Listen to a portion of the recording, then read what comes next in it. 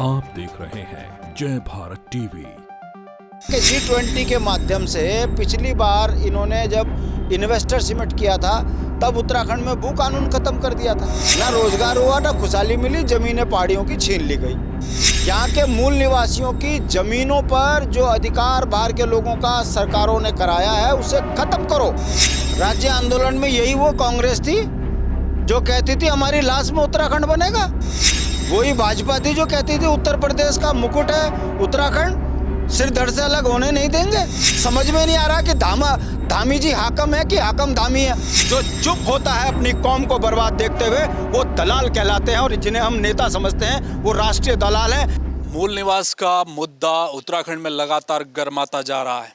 इस बीच सरकार ने एक फैसला लिया कि कृषि और एग्रीकल्चर से संबंधित अगर किसी को लैंड परचेज करनी है और वो बाहरी व्यक्ति है तो उसकी खरीद पर रोक लगा दी गई है। क्या सरकार का ये कदम मूल निवास, चूँकि मूल निवास की जड़ में ही यहाँ की ज़मीन की खरीद फरोख्त का एक मुद्दा छिपा हुआ है, रोज़गार तो है ही, क्या उसे डाइल्यूट करने की कोशिश सरकार की तरफ से की गई है? और अब चूँकि इस पूरे आंदोलन को कहीं ना कहीं उत्तराखंड क्रांति दल मुखरता से उठाता नज़र आ रहा है। बातचीत के लिए हमारे साथ हैं उत्तराखंड क्रांति दल के वरिष्ठ नेता राज्य आंदोलनकारी शांति प्रसाद भट्ट। सर, सरकार ने कह दिया है कि आप एग्रीकल्चर और कृषि के लिए जो बड़ी ज़मीनें खरीदते थे, कई 100 एकड़ों में ज़मीन खरीद ली जाती थी, उस पर रोक लगा दी। राहत है? राहत नहीं, ये धोखा है। जनता की आंख में धूल झोंकने वाला काम है। 3 अक्टूबर 2018 को त्रिवेंद्र सरकार ने जब भू कानून को समाप्त किया तो धामी जी को उसको निरस्त करना चाहिए था तत्काल प्रभाव से। ये कमेटी बनाना और अखबार के माध्यम से ये कहना कि अब जिला अधिकारी जो है रजिस्ट्रियों पर रोक लगाएंगे, मैं पूछना चाहता हूँ, जब कानून बना हुआ है तो रजिस्ट्रियाँ तो होंगी, और रजिस्ट्रियाँ होंगी तो उनके दाखिले खारिज भी होंगे। माननीय मुख्यमंत्री जी को आखिर इसमें क्या दिक्कत आ रही है ये कहने में कि 18 में जो कानून बना था उसे निरस्त किया जाता है? ऐसा बोल देते तो जो धुंध जनता के सामने छाई हुई है वो खत्म हो जाती। मगर हकीकत यह है कि G20 के माध्यम से पिछली बार इन्होंने जब इन्वेस्टर समिट किया था तब उत्तराखंड में भू कानून खत्म कर दिया था, ये कहकर के अब बड़े बड़े इन्वेस्टर आएंगे, बड़े बड़े उद्योग पहाड़ों में लगेंगे और घर घर रोजगार होगा, खुशहाली होगी। ना रोजगार हुआ, ना खुशहाली मिली, जमीनें पहाड़ियों की छीन ली गई। अब इन्वेस्टर समिट हुआ, अब फिर वही बात है, अब अडानी अंबानी को हमारी ज़मीनें दे दी जाएंगी लीज पर और हमको गुलाम बनाने की कोशिश है। अब जनता में उबाल मचा तो अब धामी जी ये तो कह नहीं सकते कि लोकसभा चुनाव आ गए। अब उन्होंने लोकसभा चुनाव से पहले एक शगुफा छोड़ दिया कि अब कोई ज़मीन खरीदेगा नहीं। हम कब कह रहे? हम तो कह रहे हैं निरस्त करो। यहाँ के मूल निवासियों की ज़मीनों पर जो अधिकार बाहर के लोगों का सरकारों ने कराया है उसे ख़त्म करो, सख्त भू कानून लागू करो। और ये हम इसलिए नहीं कह रहे कि हमारी डिमांड है। राज्य मांगा इसीलिए गया था कि पहाड़ से पलायन रुके, पहाड़ में समृद्धि हो, पहाड़ में रोजगार के संसाधन जुटे। 42 से ज़्यादा शहादत देने के बाद हमारा ये राज्य बना, और दुर्भाग्य देखिए जो हमारे मौलिक अधिकार है राज्य का भू कानून जो है वो राज्य का अपना मसला है, और ये कैसी निर्लज सरकारें बन गई, ये हमारे ही मौलिक अधिकार को खत्म कर कर, भू कानून खत्म करके बाहर वालों को बसाने। भैया ये राज्य बाहर वालों के लिए मांगा था क्या हमने? मैं पूछना चाहता हूँ आपके माध्यम से, राज्य का जब ये मसला है और राज्य सरकार हमारी है, राज्य हमारा है, तो फिर भू कानून खत्म करके आप किनको बनपाना चाह रहे हो? इस पर ना भाजपा जवाब देने को तैयार है, ना कांग्रेस। कांग्रेस का चरित्र आपने देख ही लीजिए, उनके अध्यक्ष कह रहे हैं हम भू कानून पर जो है बहुत ज़्यादा भी कुछ कहने की स्थिति में नहीं है और हम इसमें अपनी समीक्षा करेंगे। ऐसी वो मूल निवास पे भी कह रहे हैं इसमें हम समीक्षा करेंगे। तो ये उत्तराखंड का दुर्भाग्य है, और धामी सरकार उत्तराखंड की जनता की आंख में धूल झोंकने वाला जो फैसला बता रहे हैं। ज़मीनी हकीकत ये है कि लोकसभा के चुनाव को देखते हुए उन्होंने ये बयान दिया। आपने कांग्रेस की बात की, कांग्रेस का वाकई में अभी तक उनकी स्थिति स्पष्ट नहीं है, लेकिन उनका ये कहना है कि 1950 की जो कट ऑफ होगी मूल निवास की, वो कहीं ना कहीं कुछ लोगों के अधिकारों को मार देगी, क्योंकि कोई 85 में आया, कोई 90 में आया, राज्य बनने से पहले कुछ लोग आए, उनका क्या होगा? क्या पहाड़ बनाम मैदान जो चर्चा चल रही है वो क्या है, उसे समझाइए, उसे कैसे पार पाएंगे आप लोग?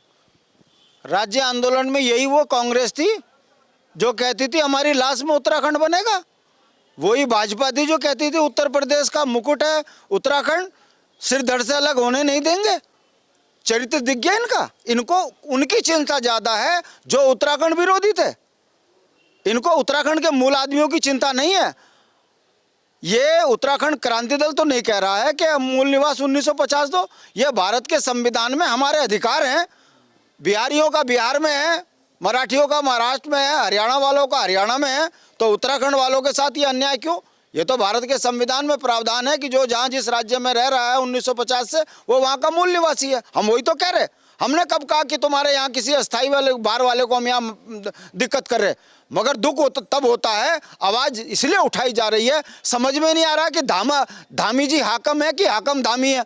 जिसे देखो गारंटी धामी जो है नौकरी देने में लाचार है और हाकम सिंह यहाँ नौकरी देने के लिए गारंटी बना है।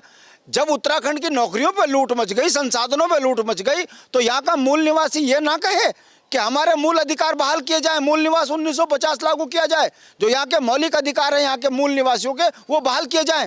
क्या गलत हम कह रहे हैं?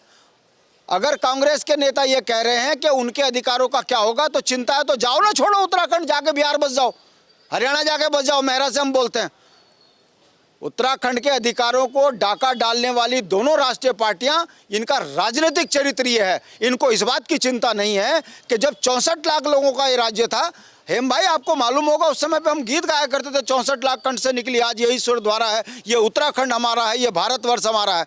हम राष्ट्र प्रेम के कारण अपने राज्य की स्थिति को खत्म कर चुके हैं। हमने राष्ट्र के लिए अगर राष्ट्रीय पार्टियों को वोट दिया है तो इसका मतलब ये है कि हम अपने अधिकारों पर बाहर वालों को डाका डलवाएं।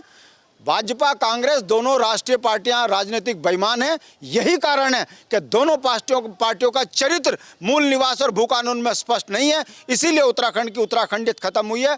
यहाँ 64 लाख से 1 करोड़ 35 लाख हो गई। उनकी इसकी चिंता नहीं हो रही है, मगर उनको उनकी जरूर चिंता है जो नाले खालों में बसे हुए हैं। मेरा आखिरी सवाल है सर, देहरादून जिला है, हरिद्वार है, उधम सिंह नगर है, ये 3 जिले हैं मैदानी। इसमें पहाड़ से भी पलायन करके लोग बसे, उनको तो कोई दिक्कत नहीं है, मूल निवासी हैं ही।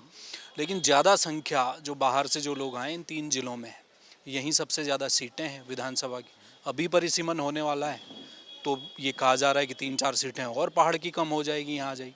तो ये जो राजनीतिक एजेंडा जो बन रहा है 3 मैदानी में, यूकेडी क्या करेगी? क्या पहाड़ की राजनीति करेंगे तो वहाँ तो सीटें बची नहीं, सब यहाँ आ गए। और इसको लेकर कांग्रेस और भाजपा कहीं ना कहीं एक ही लकीर पर खड़े नजर आ रहे हैं, मूल निवास वाले।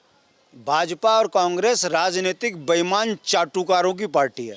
हमने कब कहा? गुरुकुल नार्सन से लेकर बद्रीनाथ की परिधि में रहने वाला प्रत्येक नागरिक उत्तराखंडी है, उनके अधिकारों की हम रक्षा करते हैं। मैं आपके माध्यम से पूछना चाहता हूं, गुरुकुल नार्सन में जिसके पास 100 बीघा जमीन थी वो 5 बीघा में सिमट गया, उसकी आर्थिक स्थिति ये हो गई, उसका परिवार के व्यक्ति 5,000 रुपये की नौकरियां अब फैक्ट्रियों में ढूंढ रहे हैं। क्या उनके मूल अधिकारों पर अतिक्रमण नहीं हुआ? और ये जो जनसंख्या विस्फोट हुआ है, ये कौन लोग हैं? क्या इनको उत्तराखंड से प्यार है? हमारा ये कहना है कि अगर जनसंख्या विस्फोट उधम सिंह नगर, हरिद्वार और देहरादून में होगा तो यहाँ के भी तो आबो हवा खराब हो रही है। इतना बड़ा भूभाग जो पर्वतीय क्षेत्र का है, यदि वो विकास से जुड़ता तो पहाड़ का आदमी मैदान की तरफ क्यों आता? और सवाल इस बात का नहीं है कि मैदान की सीट बढ़ जाएंगी, सवाल इस बात का है कि एक बड़े भूभाग के अंदर विकास का जो पैसा एक विधायकी के माध्यम से क्षेत्र में खर्च होता है, यदि उसमें 6 पिछली बार विधायक कम हुए तो कम से कम 5 अरब रुपए साल का नुकसान हुआ है। अगर ये और 4-5 सीटें पहाड़ से कम हो गई तो पहाड़ में तो विकास की नीतियां लगेंगी नहीं। तो क्या आप क्या चाहते हो कि आने वाले 10-12 साल के बाद एक अलग राज्य की फिर और अलग से मांग उठे? राष्ट्रीय पार्टियों की गलत नीतियों के कारण देहरादून की आबोहवा खराब हुई है, हरिद्वार की आबोहवा खराब हुई है, उधम सिंह नगर की आबोहवा खराब हुई है। हमारा ये कहना है कि जब सख्त भू कानून लागू होगा, मूल निवास 1950 लागू होगा, तो वो लोग जो केवल अवसर के माध्यम से उत्तराखंड की धरती पर आकर यहाँ डकैती चोरी कर रहे हैं, जमीनों पर कब्जा कर रहे हैं, ये रुकेगा और यहाँ के मूल निवासियों के अधिकार संपन्न होंगे। रोजगार पहले प्राथमिकता उसको मिलेगी जो यहाँ का व्यक्ति है। भैया अगर 1980 से पहले कोई उत्तराखंड के अंदर आके रह रहा है तो वह स्थायी निवास बना के रहे ना, मगर ये कौन सी गारंटी है कि वो यहाँ 5 दिन में आए, प्रधान से लिखवाए और उसके बाद प्रधान कहे कि मेरे यहाँ 25 साल से रह रहा है, उसका अगले दिन जो है स्थायी निवास बन जाए, फिर हाकम के पास जाए, हाकम उसे 15 लाख में नौकरी दे दे, धामी जी का वो 5 रुपए का सदस्य बन जाए, चप्पा चप्पा खाजप्पा कहकर पूरे उत्तराखंड को खाने की नीति बनाए। तो इसका विरोध नहीं होना चाहिए। हम यहाँ के मूल हैं, अगर हम नहीं बोलेंगे तो कौन बोलेगा? जो चुप होता है अपनी कौम को बर्बाद देखते हुए, वो दलाल कहलाते हैं, और जिन्हें हम नेता समझते हैं वो राष्ट्रीय दलाल हैं। मेरे पीछे ठीक देख लीजिए, ये वो लोग हैं जिन्होंने इस राज्य के लिए अपना सब कुछ खो दिया। 10% क्षैतिज आरक्षण मुख्यमंत्री जी ने घोषणा करी कि हमने लागू कर दिया, कैबिनेट से पास हो गया। सुबोध कमेटी ने जो है गैरसैंण में भी कहा कि हम इनको वो क्षैतिज आरक्षण देंगे। अभी तक कुछ नहीं, ये बेचारे बैठे हुए हैं यहाँ पर। कल हमारी एक बहन ने आत्मदाह की बात कही तो पुलिस ने खूब गरियाया, रात भर थाने में बंद करके रखा। तो ये उत्तराखंड के मूल निवासियों के हालात कर दिए। अब अगर हम इस पर बोलें तो फिर बोलते हैं कि ये बोल क्यों रहे हैं? ये मैदान और पहाड़ की खाई भाजपा और कांग्रेस के लोग खोद रहे हैं। सुधर जाओ। अगर आप इस खाई के माध्यम से राजनीतिक रोटियां सेकने की बात करोगे तो भारतीय जनता पार्टी और कांग्रेस के नेताओं को भी मोहन से बाहर फेंकने में पीछे नहीं करेंगे। हमने राज्य लड़के लिया है, अगर हमारे साधनों में संसाधनों में डाका डालोगे तो ये बर्दाश्त के काबिल नहीं है। मैं फिर कहना चाहता हूं, चेत जाइए, नौजवान जाग चुका है। 24 दिसंबर को एक ट्रेलर था, कहीं ऐसा ना हो कि भीड़ तुम्हारे घर में आए और फिर तुम लोकतंत्र की दुहाई देकर अपने को कहो कि हम यहाँ सुरक्षित नहीं हैं। बहुत शुक्रिया।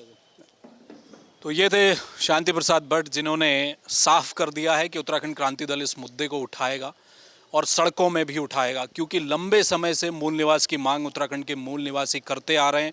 संविधान ने दिया हुआ अधिकार है, उसी को मांगा जा रहा है। ये कहना है विपक्षी दल तो नहीं है, क्योंकि कांग्रेस की स्थिति अभी बहुत कुछ स्पष्ट नहीं है। 3 जिलों का जो जनसंख्या की जो तुलना अगर हम पर्वतीय इलाकों से करें तो राजनीतिक रोटियां सेकने की जो बात आ रही है वो इन 3 जिलों में हो रही है।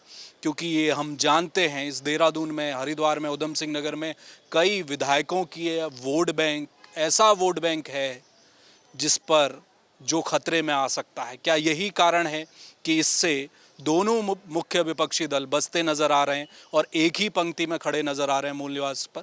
देखना यह है, लोकसभा का चुनाव सामने है, उत्तराखंड क्रांति दल इस मुहिम को कितनी आगे ले जा पाएगा और क्या जिस जन आंदोलन की बात की जा रही है वो कितना मुखरता से और आता दिखाई देगा आने वाले दिनों में। कैमरामैन मयूर उपाध्याय के साथ हेमभट्ट, जय भारत टीवी।